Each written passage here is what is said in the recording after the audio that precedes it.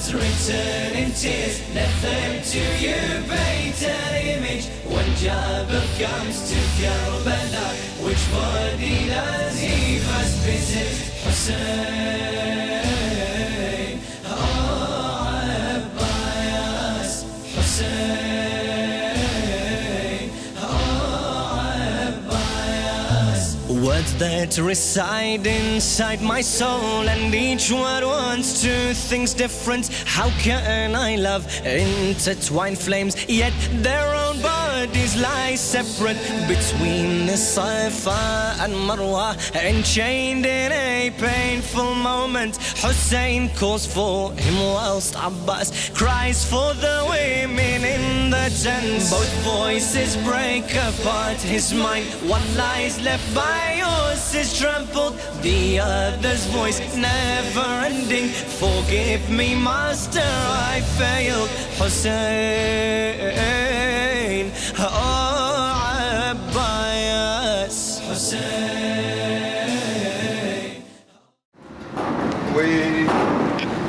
We got a day off today, as in we haven't got an event. We've got 3 back-to-back events, Thursday, Friday, Saturday. Today's Wednesday, we've got a day off, we're not doing anything, we're chilling. So we thought, as a recreational activity, when in America, what do you do? When in America, bang bang, we're going to a gun range, we're shooting some guns.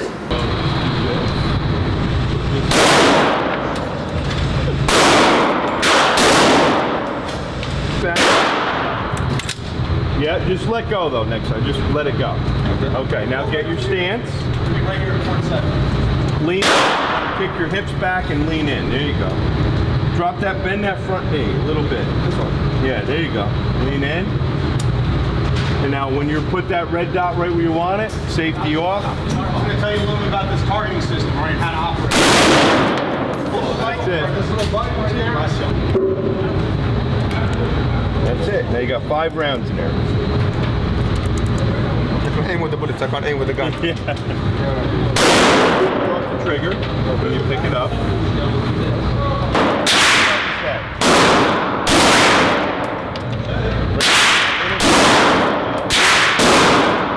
Well, you got one more. One more. It'll stay back. That was awesome. That was sick. An hour and a half of shooting guns, rifles, snipers, AKs, madness. That was insane. That was insane. You can't come to America and not shoot a gun. So thankfully we did it. It was good. It was hard getting here, but we got here in the end, and finally went to a gun range. Spent how much? We spent 70 bucks each, about 40 quid, 35, 40 quid. Had a good time. I wouldn't do it again, but it was one of those fun. صلوا على محمد وآل محمد.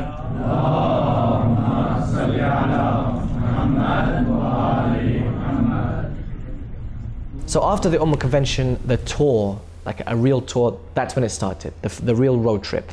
A couple of friends who volunteered their time and volunteered their resources told us that we can use his car. Of course, he accompanied us, and we went on a road trip from Dearborn, Michigan, all the way to Brampton, Toronto. It took us about 4 or 5 hours, but it was very much an enjoyable trip. We exchanged ideas, we exchanged opinions, we laughed, we joked, and it was very, very good experience to be amongst such good friends. We traveled to Toronto. We arrived in Toronto. At Toronto, we stayed at a friend's house who is a very hospitable man, and we're very much indebted to him. He opened up his house for about 6 guys. He almost saw us as family, and he really, he took us in. He looked after us. He fed us and gave us the accommodation. So that was the journey was very, very smooth getting to Toronto. The actual program itself was in a sense a normal program. There was a Quran, there was lecture, poetry, and then an Asheed to celebrate the Mab'ath of the Prophet. What's very interesting is when I got there, some kids came up to me and said, "Salam, how are you doing?" And one of them gave me a letter and said to me, "Salam, Mullah Ali, I heard that you got married," and it's in the most kiddie handwriting. And even with a picture of a ring and I think a little man and a woman with a hijab. He said, "Assalamu alaikum, I think I heard that you got married from Facebook. I just want to say congratulations. Spelling mistakes all over the place, but still, it's so heartwarming to see this. You know, congratulations on your marriage and wish you all the best and stuff. So that was one thing that happened before the actual event. So again, I was really comfortable. It was a very warm atmosphere, I would say. Nothing too energetic, nothing too exciting, nothing too electrifying. It was a warm, subtle recitations, people, you know, reciting along with you. Yeah, it was a very warm program, I would say. Now, whilst I was listening to the lecture, some kid came up and sat next to me, and he had this notepad and a pen in his hand. So I thought he was going to be talking to me about, or he'd want me, for example, to write some motivational quotes or a motivational message. He then wrote a question. And he just, you know, he just slided it next to me as if he was in a lesson, and he didn't want the teacher to see. So he slided the notepad next to me and the pen. And then the question was, you know, Salam, will you ever move to Toronto?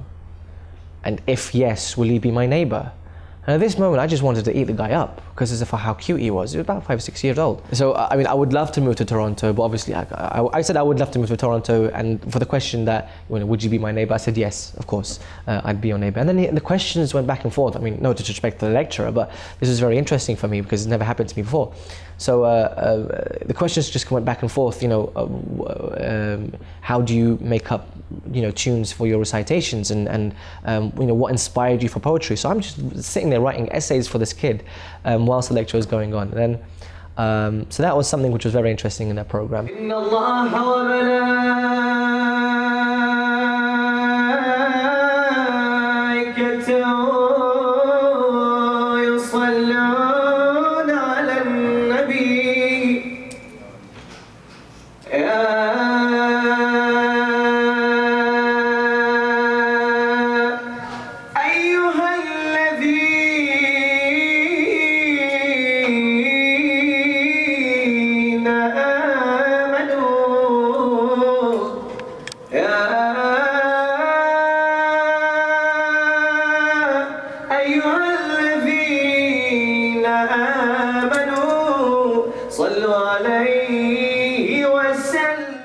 So we finished from Toronto, Brampton. We went back to the house, we socialized, we sat down and we talked in depth with the host. From Brampton, we returned back to Dearborn. So imagine how tired we are. This is a 5-hour drive to Toronto, finished the program. Day after, came back to Dearborn, stayed there a night, and then we went to Chicago. There we were conducting workshops. So a full, you know, one hour and a half of workshops in which I can really get across what I really want to say and what lessons I want to give to the people.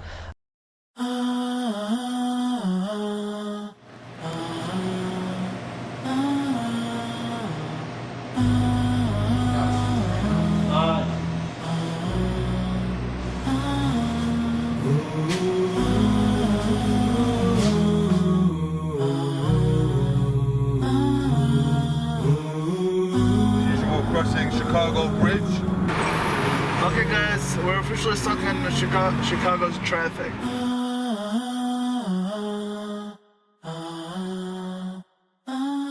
So assalamu alaikum everyone, my name is Rizwan and we're here today at Masoom Imam Bargha. It stands for the Midwest Association of Shia Organized Muslims. It's a masjid and Imam Bargha in Chicago. It feeds off a lot of the Chicago communities, and one of the recent initiatives is to have a lot more English programs. For that reason, we brought in brothers Ali Fadhil and Nuri Sardar to have a poetry workshop and to have a poetry jeshan at the end of the night. This is part of the program where we want to have more youth involvement. And because we saw a very dire need for the youth to be more actively involved in the masjids, we decided to take an English approach and to have more programs that are catered towards the English language. And since brothers Ali and brothers Nuri are very popular for having a lot of initiatives in English, they have nasheeds, they have poetry, they have many different programs, we decided it'd be a great opportunity to have them here at Masoom. So recently we invited a couple speakers who are both national and local. We have a couple other speakers lined up, and we want to have the youth more engaged by having speakers that can directly relate to them, especially the different youth issues that are prevalent amongst college students, high school students, elementary students, all of them. Tonight we have a Laylatul Miraj program, and for this program we have a poetry workshop. This will be led by brothers Ali Fadhil and Nuri Sardar. These names, they're famous pretty much everywhere you go, and they've done a lot of different programs. They have a lot of different TV guest appearances that they've done, And their primary purpose today is to have the youth be more open to this field of poetry and how poetry is very relevant in modern Islam today. Oftentimes, we're just used to the Urdu poetry, Arabic poetry that we see, and not many youth can understand that. There's a huge language barrier. So to have Brother Sardar and Brother Fadhil today, we want to have the youth more engaged in poetry to see how we can relate these back to the youth's lives and how, inshallah, they can also participate in poetry in the masjids. So poetry has a long-standing, place in Islamic history. When the Prophet ﷺ entered Medina, we had the youth of Medina singing for the Prophet. Throughout the time, especially after the incident of Karbala, we had the Imams emphasize poetry. They had them emphasize lamentations. And the poetry is a lot more powerful than lectures oftentimes because it's a lot more eloquent. It has a lot more symbolism and metaphors behind it. So the reason why this is important for the youth today is because by engaging their creative talents and to bring out their inner feelings that they have, that they just can't express through simple lectures, but expressing that through poetry can really give a different side to different Islamic history.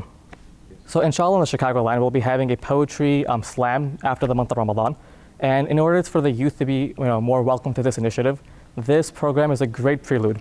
This will allow them to engage their creative talents. It'll allow them to have some exposure to very world-renowned poets, and inshallah they can have some inspiration.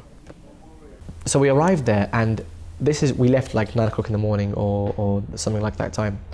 When we arrived there, it took us about 5 or 6 hours to get there. When we did arrive there, we were exhausted and really, really tired. But then again, we were focused. We had our aims and we had our vision. So we conducted the workshop. What I did personally was I put them in a circle. Put them all in a circle. There were some chairs lying around, so I told them, listen, get your chairs and come in a circle. I sat in the middle, but I told them, listen, this is going to be a very interactive discussion, so I want you all to participate.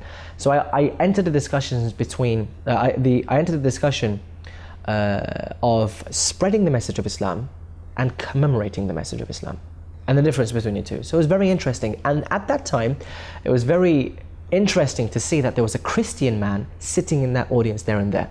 A Christian man who sat there, and he was taking in everything that we're saying about spreading the message and commemorating the message.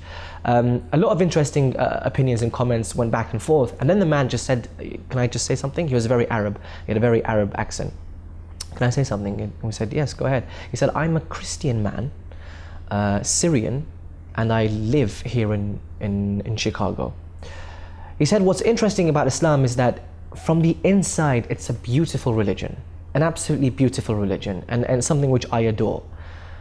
But from the outside, what's painted to us as Christians, what's painted to us as non-Muslims, it's a really corrupt religion, a religion full of hate, violence, and terrorism. That is exactly how it's painted to us. So he urged us as the youth to go out and speak to the people and tell them, this is our Islam. This is what Islam means to us. This is what our Islam is. It's a religion of peace, of love, of prosperity, of justice. And it's not a religion of hate and terrorism and corruption. And he told us the reason why we're getting all of this negative media is because you, the youth, aren't going out and spreading this message. So then we enter the discussion of how to spread the message of Islam to the non-Muslims, and the fact that we have to communicate in their language rather than communicate in our language. And I think that was a very, very, very important discussion we had amongst the youth there.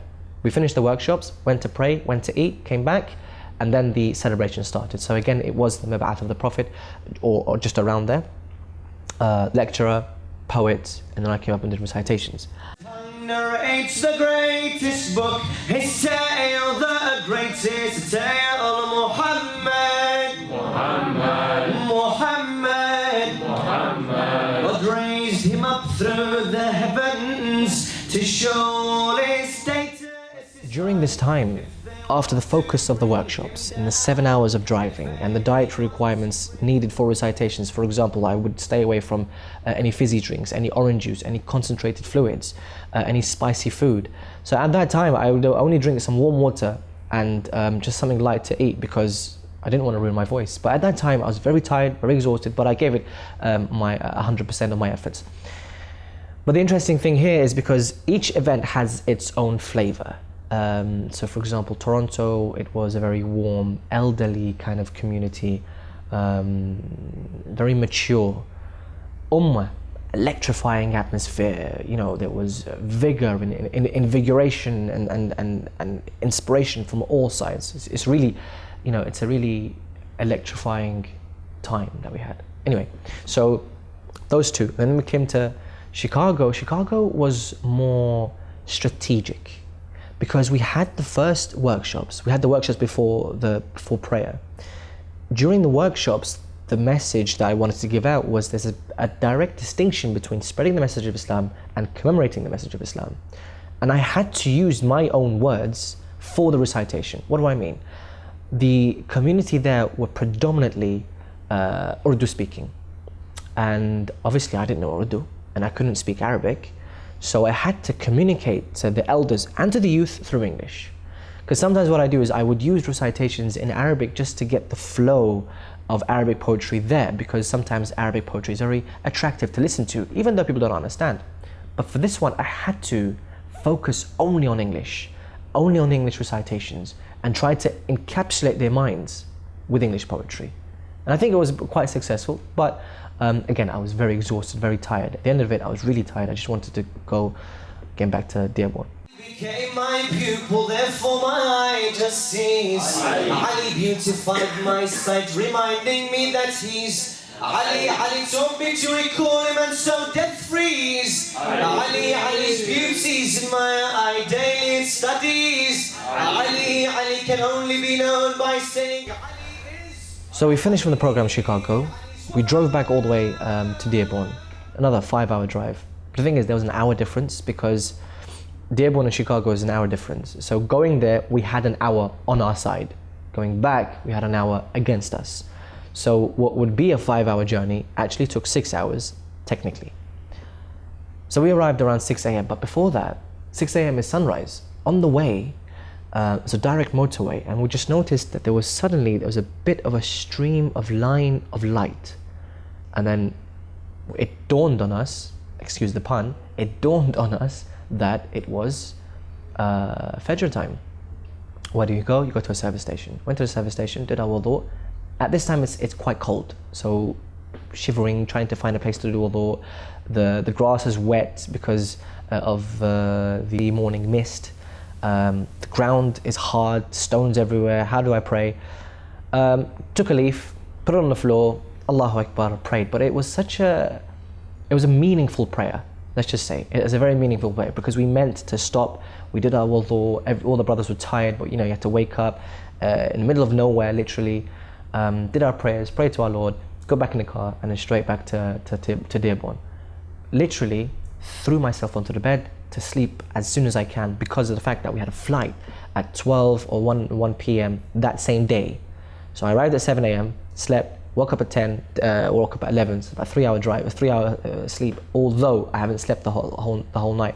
On the way to Dearborn, by the way, on the way to Dearborn from Chicago, I didn't sleep. I had discussions with friends and stuff, so I couldn't sleep. Got to Dearborn, slept 3-4 hours, and then it was a rush, a panic just to get to the airport. Reached the airport, alhamdulillah, safe and sound. Then it was time for the goodbyes because we spent a good week or so with these dear friends of ours who traveled with us to Toronto and back to Dearborn, Chicago back to Dearborn, and then it was time to say our goodbyes. So we said our goodbyes, you know, we said our regards, our du'as and everything, and then we headed towards Orlando. Orlando is another chapter. So currently we are in the Detroit airport after finishing a grueling journey to Chicago, about 5-hour drive from Michigan to Chicago. To be honest with you, we traveled by car from Michigan to Chicago. It was quite fun on the way because there's many, you know, we went as a group and it was a 7-seater car, so quite fun on the way, loads of discussions, loads of laughter and a really joyous occasion because, you know, all of the guys that were with us really connected with each other. We had good banter, we had good jokes.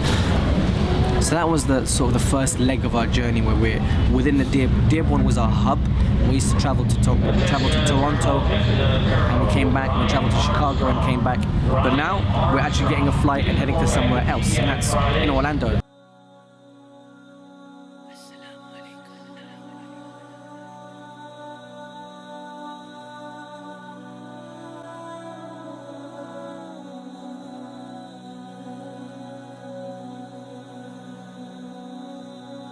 Ar-Rahman, Ar-Rahim, Al-Malik,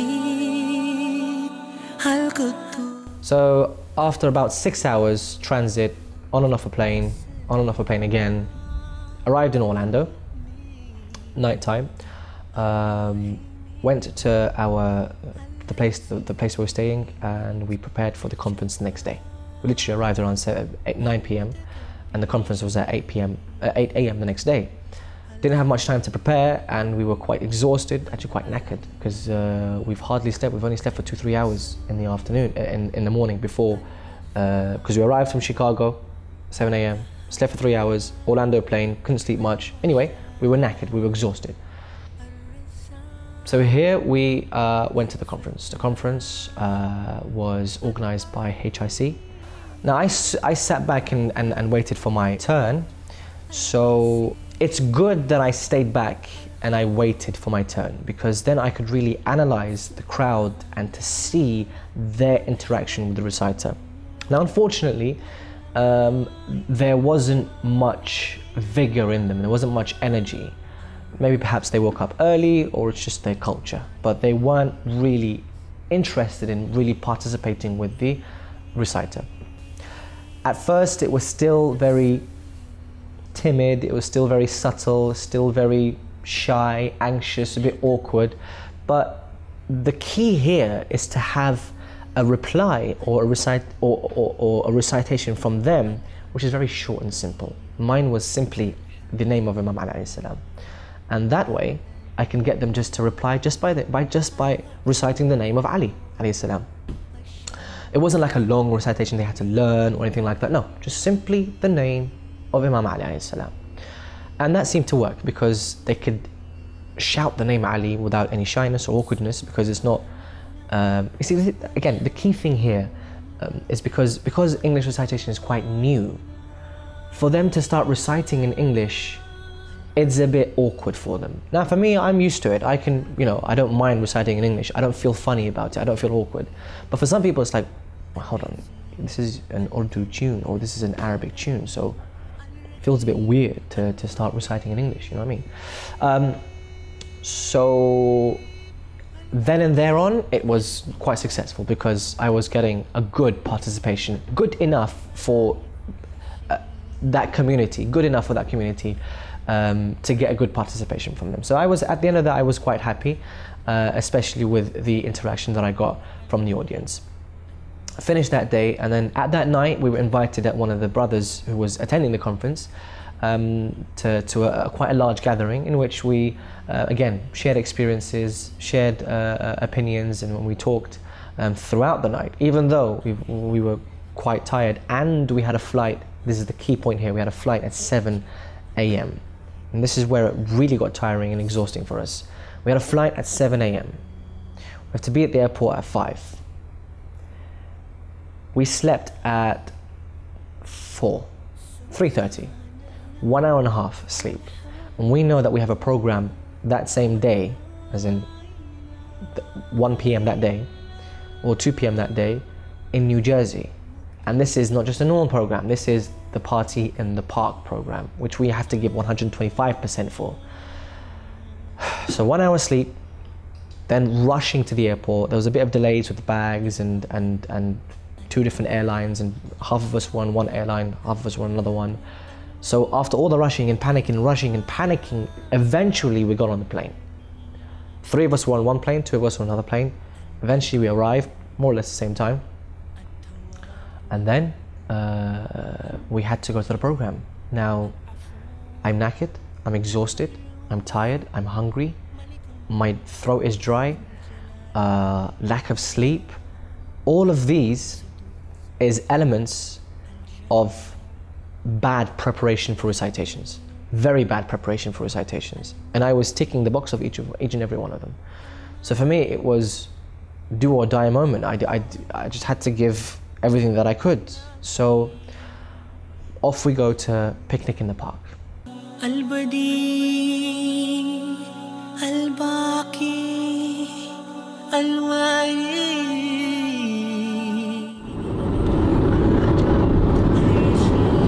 I'm actually going to give it a go at events because there's a lot of people from the Indo-Pak community attending the program. So hopefully this will entice them to be inspired, let's just say. Assalamu alaikum, 1st of June, Sunday, New Jersey, picnic in the park. It's interesting to see how this one works out actually, because it's very different. We haven't had anything like this before. Massive park in New Jersey, they're doing a Mawlud program called Picnic in the Park. Sunday, nice sunny day, all the communities coming together, all the Pakistani Khawajas, Arabs are coming together to unite in this program. So let's wait and see, inshallah it goes well. Assalamu alaikum, I'm Ali Sina. I'm with Muhammadiyah English Organization. I'm an organizer. We try to bring Islam with the youth in North Jersey.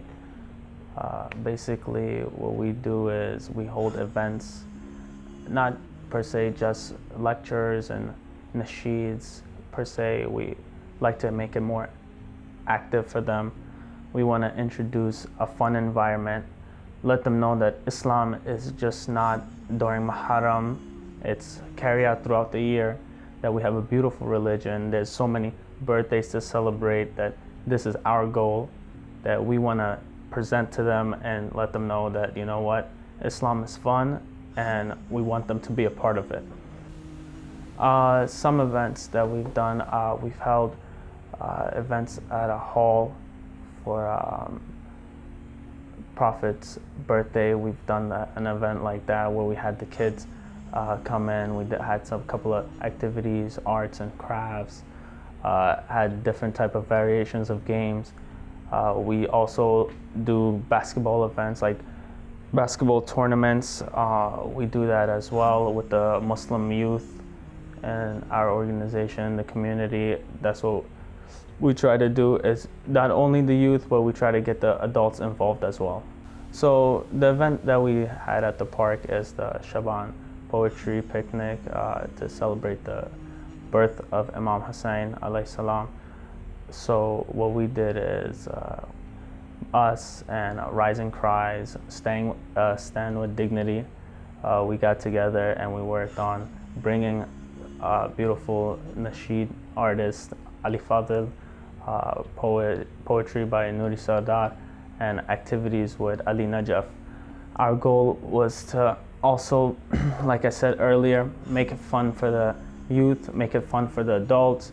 We brought two communities together. This was actually the first time that an Afghan community and a Pakistani and Arabic community got together to work on one event.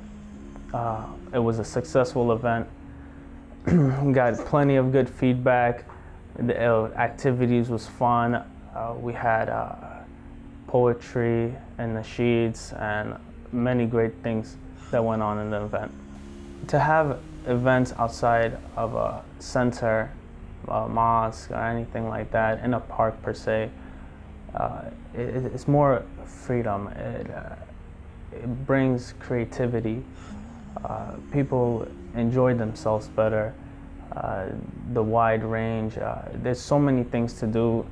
It's something different versus a mosque. It's beautiful at a mosque or any center, of course, but at a park is something different. People can get together, talk, they can interact with one another, and it's just a beautiful way to spread Islam as it should be.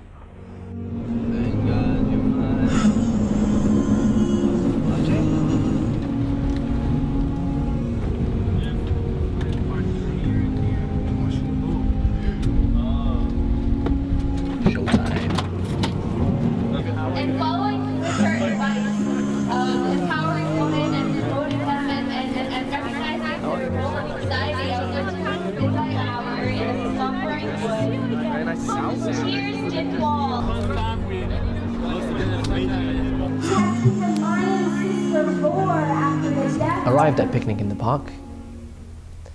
Immediately I could hear the voice of a speaker speaking about Islamic issues. Explaining, did you understand it? And then what on the side inside saying, let me see if I can pay attention more to these But I couldn't see where it was from.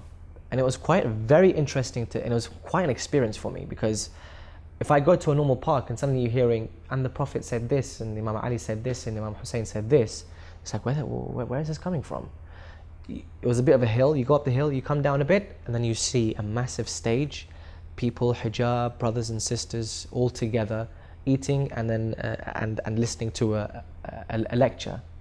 And at the same time, you have non-Muslims walking around in skateboards and flying kites and by the lake and eating and enjoying themselves. So it was a very, very unique experience for us because, number one, I've never been in such an event. And number two, it was an event that was very much needed, very much forward-thinking, very much modern. And it's exactly what we mean by spreading the message of Islam. Instead of making the programs inside the mosques, where it's in your own bubble, it's secluded, people are not very interested to come, you have it out in the open, out in the park. People can just sit there and listening. I saw people just sit there listening and whilst they were walking past, well, what's going on here? And you hear the name of Hussein, you hear the name of Abbas alayhi salam, you hear the name of Ali alayhi salam. Very great experience. 1, 2, 3, The organizers of this event, they targeted different communities and different backgrounds. So you had Iraqi people there, you had Syrian people there, you had obviously the Urdu-speaking Pakistani people there, you had Khajas there, and you had Afghanis there. So different backgrounds, different cultures, and different languages. But first and foremost, we as the speakers, we thought we have to do something different here. We don't want to just get up on stage, Assalamu alaikum, I'm Ali Fadhil, and I'm going to recite for you. And we really wanted to encapsulate the minds of the youth and really take them on board, because they're a bit scattered. Some of them playing soccer, some of them playing football, some of them playing, throwing footballs to each other.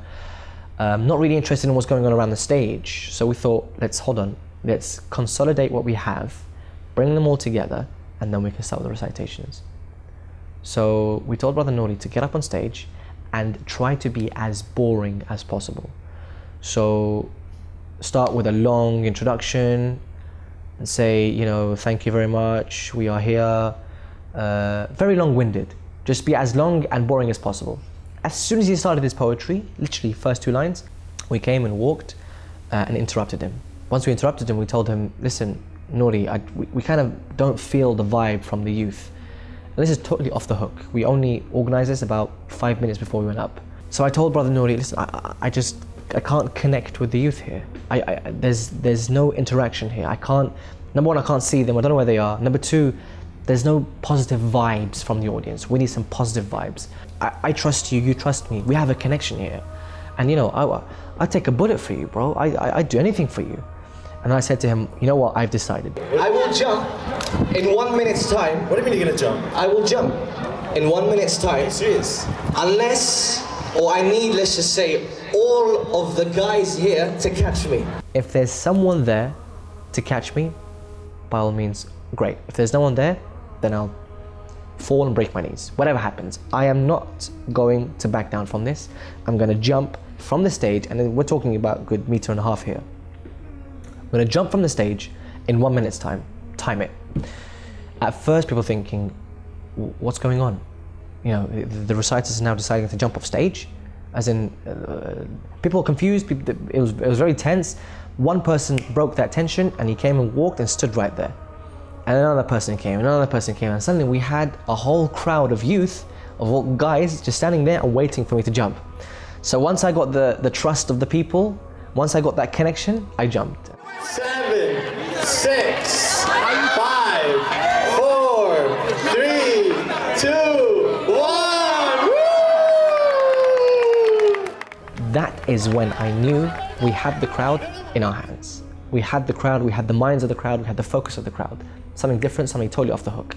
But Ali Fadhil, please don't do that again. This is not Canada. We don't have free health insurance, so we don't know how to cover that. So then we started with the motivational workshops. It was, again, audience participation. We brought them on stage. We had to do some exercises with them. And then came the recitations. Now, for me personally, I knew there was different backgrounds. And I knew there was Urdu-speaking people. And I knew there was Iranian-speaking people as well, Persian-speaking, Farsi-speaking. And I knew there was Farsi-speaking people. So what I did was, I prepared an Urdu, couple of lines of Urdu poetry. And I came up, I did one English recitation, and then bam, I hit them with an Urdu recitation. People were taken aback. It's like, whoa, this is Urdu. Again, This is all to do with grabbing the minds of the audience and really interacting with them. Once I finished with my little segment before the poet, I went back and someone came and told me, you've done Urdu, but now you need to do Iranian. I'm stuck here. I don't know where to get Iranian poetry from. Number one, I don't want to say something which might be wrong, because I don't understand what I'm saying. I might have delivered it in a way which could be wrong, and I could be saying something which is detrimentally wrong. Blasphemy, for who knows. So I sat there on the side thinking, what do I do? A friend of mine had a phone. I told him, give me your phone. I need to go on YouTube. Went on YouTube, and there was a reciter who would recite Iranian and Arabic regarding Imam Hussein alayhi salam. So I listened to it and I wrote it down. But with this one, I knew what the words were saying, and I've heard it many, many times. So I knew how to pronounce the words as well. Again, so I went up on stage. This is my last segment. This is where I really need to get them on now. I recited my English, then I gave them the Iranian. Again, very much the audience participated with me. And then I told them to clap. At this stage, anything, you could expect anything to happen. At this stage, I'm in the middle of my recitations. I turn around and I see two of the brothers taking selfies of the audience and me at the same time. So again, it was very, very enjoyable experience. The cry we were taught to learn. MashaAllah, the cry we were taught to learn. Mehdi, Mehdi, Mehdi, Mehdi. Assalamu alaikum. My name is Imran Ali Fadhil. I am 17 and a pre-med student currently enrolled for Rutgers University. The event today was slightly like speeches, but more poetry and in English, and we have like a large amalgamation of many communities coming together for the birth of Imam Hussein. I actually found the English poetry to be very refreshing in a sense, because where I come from, in Middlesex, New Jersey, there's a lot of poetry that goes on, but a lot of it occurs in Urdu. And for the younger generation growing up in America, I know I struggle with this myself, but to learn Urdu to the level at which poetry is written is very difficult. But it's good that the youth got a chance to experience some like high-level poetry in English, so they could also understand and feel the weight of what the rest of us feel when we hear the name Hussein. I find it very important to use as many means as possible to relay the message of Imam Hussein and the AhlulBait. And poetry is a very good means of doing such things, because it doesn't take many words to display the conversation or what we're trying to get across to the youth. And as a youth myself, I'm only 17, so I know that like long-winded things kind of bore me, I'll be honest, but the poetry, it captures your attention, and I've actually never experienced that kind of poetry. It's very refreshing, as I said again, because it's something different to step outside of the zone that which you're normally used to. It's very nice, and to know that there are different versions and ways of expressing the same thing that the rest of us feel, like all of us feel for the same person. From my experience, I'm going to keep it short. I'm just going to say that take what you love and take who you love, Imam Hussein and the AhlulBait, and find the medium, because when you find that medium is when you'll really experience a true passion for what you have. Now we've finished the recitations, the program, everything is finished on stage, people are clearing up. But I promised a couple of youth earlier in the day that we would play football with them, we played soccer. And I really couldn't let them down, because they came up to me again and said, Brother Ali, shall we make teams, shall we play? And I at this time, I really want to go home because I'm knackered now. I'm literally living off 1 hour, maybe 2 hours of sleep in about 30 hours. I looked at him, but the lure of football, I couldn't say no to. And I'm really attracted to football and I love that sport. So I told them, okay, make the teams, I'll be there in a second.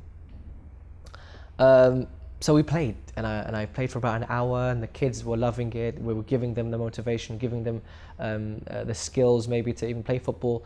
And it was a very much enjoyable experience. It was even teams, even scores. It was only the last minute that someone scored. Well, we scored and my team won, which was again a very enjoyable experience. There was handshaking going all around. Very much a program in which when a kid goes back home, he would definitely say to himself, I've been inspired. When that kid goes home, he'll say, I am motivated, I'm inspired, and I love the religion that I'm in now. And not only that, I want everyone to know why I love this religion, and I want everyone to love this religion too. These are the words written in tears, left them to you, paint an image. When Jabir comes to Karbala, which body does he first visit? Hussein, oh Abbas, Hussein, oh Abbas. Words that reside inside my soul, and each word wants two things different. How can I love intertwined flames, yet their own bodies lie separate?